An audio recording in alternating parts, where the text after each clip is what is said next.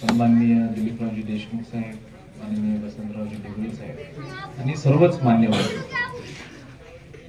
खरं तर आजच्या गावाची भेट म्हणजे उद्घाटन एक निमित्त आहे, पण त्यापेक्षा सर्वात महत्वाची बाब म्हणजे आपल्या सर्वांना माहित राहायला पाहिजे की आपल्याला आगामी काळ हा टंचाईचा काळ असणार आहे. त्याचसोबत या टंचाईच्या काळामध्ये गावातल्या सर्व ग्रामस्थ मंडळींनी, आपले गावचे सरपंच असतील, त्यांच्या सोबतचे सर्व सदस्य असतील, आपल्याला फार बारकाईने आपल्या भागामध्ये असलेल्या पाण्याच्या स्रोतच्या बाबतीमध्ये आपल्याला लक्ष द्यावं लागेल. आज जर आपण पाहिलं आपल्या गावामध्ये आल्यानंतर, मला की आज आपण गावात येत असताना आपल्याला जाणवलं असेल की तालुक्यातले गावातले रस्ते कसे आहेत. म्हणजे हा कॉन्क्रीटचा रस्ता आहे आणि इथून कधी खाली जात असताना, लातूरला जात असताना तर रस्त्याचे अनुभव आपल्यालाही येत असतील, किंवा मधल्या भागातून आपण जर इकडे पलीकडे गेलो शिवांपाव मधून खाली लातूरला जायचं म्हटलं तर ग्रामपंचायत मध्ये पण सर्वांनी पुढाकार घेऊन सर्व मंडळींनी चांगला त्या ठिकाणी सर्व आमच्या सोबत असलेले अधिकारी वर्ग या सर्वांच्या प्रयत्नातून या भागामध्ये अधिक जवळपास माझ्या माहितीस तो गावात मध्ये 1.5 कोटीच्या पेक्षा 2 कोटीच्या पेक्षा अधिकचा निधी आपण इथं गावामध्ये दिलेला आहे. त्याचसोबत ह्या पूर्वी आज हे सगळे कॉन्क्रीटचे रस्ते दिसतात ते सीएम जसवाय आणि बरोबर आहे ना अशोकराव, सीएम जसवाय यांनी 50-54 मध्ये हा जवळपास आपल्याला आठवत असेल प्रकाश मालकाच्या त्यावेळेसच्याही काळामध्ये, सुरुवातीच्या काळामध्ये जे रस्ते घेतलेले त्या काळातले काही रस्ते ह्याच्यामध्ये आवर्जून आहेत. बरोबर आहे अशोकराव, 3 कोटी रुपयाचं त्यावेळेस घेतलेले अशी कामं आहे. तर मग गावामध्ये जास्तीत जास्त विकासाचा निधी मागच्या ह्या 5-6 वर्षामध्ये कसा आणता येईल असा प्रयत्न झाला. कोविडच्या काळामध्ये जवळपास आपले 2 वर्ष गेले, त्यावेळेस आरोग्यासाठी आपण त्या ठिकाणी जो काही निधी देता येईल तो देण्याचा प्रयत्न केला. त्याच्यानंतर 1 वर्षाचा काळ जो होता, जो सरकार जरी आपलं नव्हतं तरी आपण विविध योजनेतून जे काही गावाला निधी देता येईल तो देण्याचा प्रयत्न केला आहे. पण 1.5-2 वर्षाचा जो कालावधी जर सोडला आपला 19 ते 20-21 मधला, तर तेवढ्याच कालावधीमध्ये काही पैसा आपल्या भागामध्ये गावाच्या विकासासाठी आला नसेल. पण त्याच्यानंतर कोणत्याही विकासाच्या साठी गावकऱ्यांनी ज्या ज्या गोष्टी मांडल्या त्या निश्चितपणे आपण त्या ठिकाणी देण्याचा प्रयत्न केलेला आहे. मला आवर्जून सांगायचंय, आज आपल्या या भागामध्ये कोळी समाजाचा एक सभागृह त्या ठिकाणी आमच्याकडनं राहिलेला, एक मुस्लिम समाजाचा एक त्या ठिकाणी राहिलेला शादीखाना.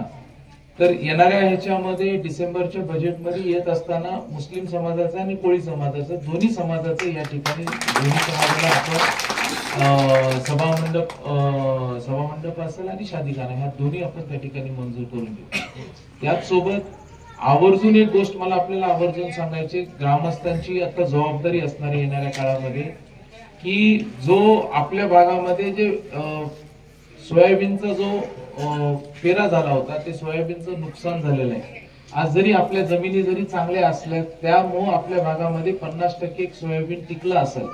जरी आज जरी उत्पन्न तुम्ही काढायला गेलं तरी तुम्हाला पाहिजे तसं उत्पन्न भेटलं नसणार आहे, कारण मागच्या काळामध्ये 25 दिवसापेक्षा अधिकचा खंड आपल्याला सोयाबीनचा पडला होता मालक. आणि त्याच्यामुळे ही परिस्थिती म्हणजे आपल्याच भागाची म्हणून जिल्ह्यातली आहे. म्हणजे जवळपास आज 30 ते 40% जे आपल्याला हाती पीक लागणार होतं त्यातले 30 ते 40% पीक हाती लागायला लागले. जिथं जमिनी चांगल्या आहेत आणि जे पाणी देऊ शकतात तिथं ही परिस्थिती आहे, आणि जिथं जमिनी चांगल्या नाहीयेत आणि माळरान आहेत अशा ठिकाणी 100% सोयाबीनचं नुकसान झालेलं ही आपल्या जिल्ह्यामधली परिस्थिती. आणि आपण सर्वांनी प्रयत्न करून, मी ह्यापूर्वीच्या एक कार्यक्रमात सांगितलं की 6 मंडळांना आपण त्या ठिकाणी 60 मंडळांना आपण 25% विमा मिळाला पाहिजे अशी आपण अहवाल आपल्या महसूल विभागाने आणि कृषी विभागाने दिलेला आहे. आणि आपल्या जिल्हाधिकाऱ्यांनी त्याला मान्यताही दिली आणि तसा प्रस्तावही आपल्या शासनाकडे गेलेला आहे, विमा कंपनीकडे गेलेला आहे. परत त्याच्यामध्ये विमा कंपनीनी त्याच्यामध्ये काही त्रुटी काढलेल्या आहेत आणि परत त्याच्यामध्ये सांगितले की फक्त 32 मंडळांनाच हा विमा लागू होऊ शकतो. आणि त्याच्यामुळे परत आपल्याला अडचण भविष्यात होऊ शकते. लोक आपल्याला म्हणू शकतात की आपल्या भागातली मंडळी त्याच्यातून वंचित राहतील. आजपासूनच आपण 100% आपल्या जिल्ह्यातील प्रत्येक गावाला, प्रत्येक भागामध्ये 100% विमा मंजूर होईल याची काळजी आपल्या सर्वांना एकत्रित घ्यावी लागेल. पण आजच्या तारखेत मला आपल्या सर्वांना आवर्जून सांगायचं की आपल्या मंडळाला 100% विमा मंजूर झालेला आहे. शेतकऱ्यांना जे काही विम्याच्या माध्यमातून जी रक्कम मिळणार आहे ती 100% रक्कम आपल्याला मिळेल, त्याच्यामध्ये कुठेही अडचण येणार नाही. पण त्याच्यासोबत आता आपल्याला आगामी काळामध्ये व्यवस्थित तयारी करावी लागेल. आपल्या शेजारून वाहत असलेली मांजरा नदी ही बारमाही वाहायला पाहिजे, त्याच्यामध्ये कायम पाणी राहायला पाहिजे, तरच आपण सर्वजण टिकणार आहे.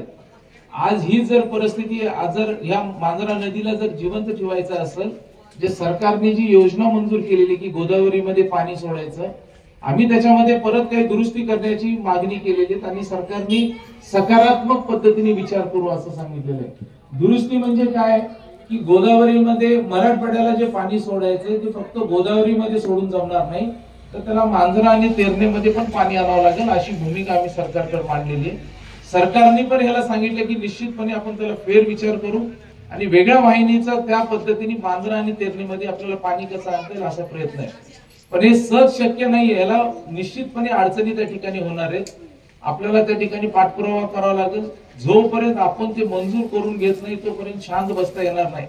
भविष्यातल्या काळामध्ये हा आपला नाही तर आपल्या लेकरा बाळांसाठी हे गरजेचं आहे. आज या नद्या जर कोरड्या पडल्या, आज जी परिस्थिती आपल्या गावातली, त्याच्यापेक्षा बिकट परिस्थिती उद्या होईल. आज एवढं चांगलं नदीच्या बाजूला गाव असताना देखील गावातले बरोबर आहे सरपंच 30-35% पोरं बाहेर आहेत कामाला, गावामध्ये कोणी राहत नाही, ही परिस्थिती निर्माण झालेली आहे. पण येणाऱ्या काळामध्ये कायम आपल्याला या भागामध्ये हरित क्रांती ठेवण्यासाठी आपल्याला या नद्या कायम वाहत ठेवावं लागणार आहे. ह्याच्यासाठी आपल्याला प्रयत्न करावा लागेल आणि तो प्रयत्न आम्ही वेगवेगळ्या माध्यमातून चालू ठेवलेला आहे. त्याच्यामध्ये वेळ ज्यावेळेस लागेल त्यावेळेस आपली सहकार्य, आपल्या ग्रामस्थांची एक दिशेने पाठिंबा या आपल्या नद्यांमध्ये पाणी येण्यासाठी लागणार आहे. त्याचसोबत आता सरपंचांनी एक महत्वाचा विषय सांगितला की आपल्या भागातील जिल्हा परिषदच्या शाळेच्या फुल्यांच्या बाबतीतला पूर्ण इमारत त्या ठिकाणी आज जर पाहिली जिल्हा परिषदच्या शाळेची इमारत त्या ठिकाणी पूर्ण अडचणीत आलेली. त्याच्यासाठी जे काही निधी लागेल आपण ग्रामपंचायतीच्या वतीने त्याचा ठराव करून द्या. माननीय सीओ महोदयांना आज त्वरित सांगतो की याच्यातून आपली ही शाळा दुरुस्ती असेल आणि ज्यावेळेस जिथं नवीन खोल्या लागतील त्याही नवीन खोल्या आपल्या शाळेला देण्यासाठीचा प्रस्ताव आणि ह्याच डिसेंबर मध्ये येणाऱ्या डीपीडीसी मध्ये आपल्या शाळेच्या खोल्या मंजूर करून देण्याची भूमिकाही मी आज आपल्या सर्वांना स्पष्ट करतो.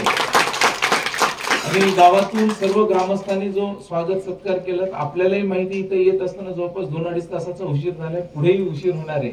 त्यामुळे काही जे विकासाचे कामं असतील त्याच्यासाठी आपण सकारात्मक पद्धतीने ग्रामस्थांच्या पाठीशी आहे.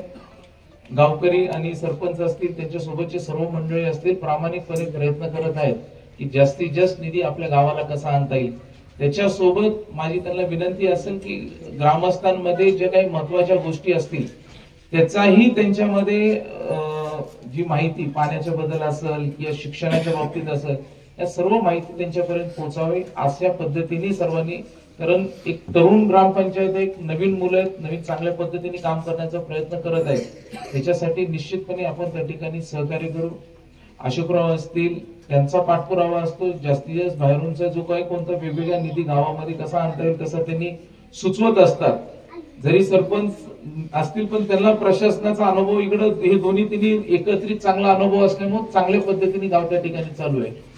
आमचे तालुका अध्यक्षांनी पण आज पहिला दौरा त्यांच्या आर्थिक झाल्यापासूनचा आम्ही सगळे मालक ग्रामीणचा आमचा दौरा चालू केलेला, त्याच्यामध्ये त्यांचंही सगळेजण त्या ठिकाणी आपण आलात त्यासाठी मालकांचाही आणि आपल्या भारतीय जनता पार्टीच्या जिल्हा अध्यक्षांचं मनापासून आभार.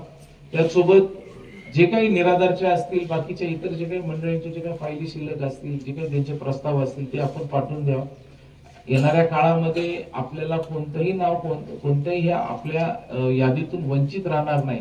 प्रत्येक लाभार्थ्यांना त्यांची योजना लाभ मिळाला पाहिजे अशी भूमिका आपल्या सरकारची आहे आणि त्याच भूमिकेतून सर्वजण मिळून आपण काम करतोय. परत आपण जो स्वागत सत्कार केला त्यासाठी सर्वांचे आभार.